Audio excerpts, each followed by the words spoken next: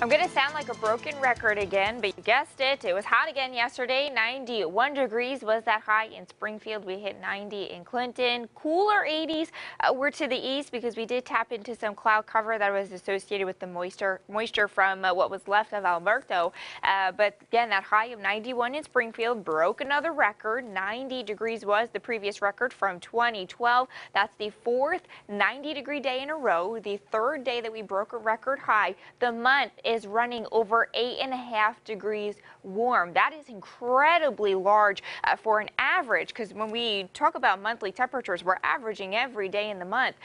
So 8 degrees above that average is really incredible. We spent the whole month much above average, the last 4 days in the 90s. Looks like we could hit 90 again today. We'll be above normal again tomorrow, so we'll end the month at the record warmest May.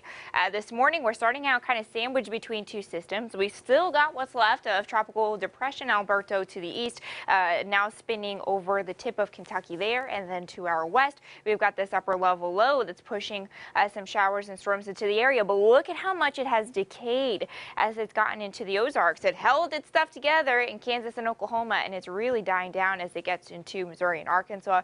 Really, all that's left is a couple of showers up in extreme southwest Missouri around Cassville, and then getting into Arkansas around Berryville and Huntsville. They are just some light showers, not even much in the way of lightning there this morning.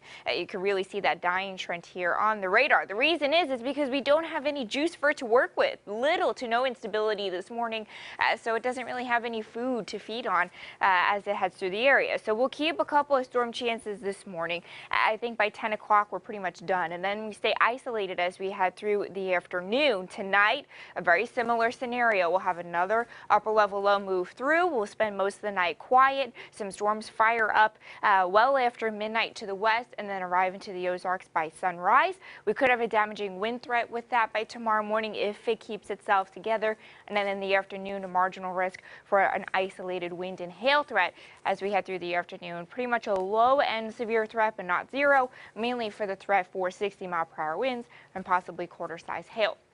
How this plays out on Futurecast, you see pretty quiet this afternoon, mostly sunny, temperatures in the upper 80s and about 90 degrees. We could pop some isolated storms this afternoon too, and then here comes that other round, fires up to the west overnight and then moves into the Ozarks by sunrise. So we could start out with showers and storms, and then we keep some spotty storms possible by Thursday afternoon. The summery stretch continues back into the 90s by Friday and Saturday. It's going to turn hot again. It does look like we could break a record high on Saturday.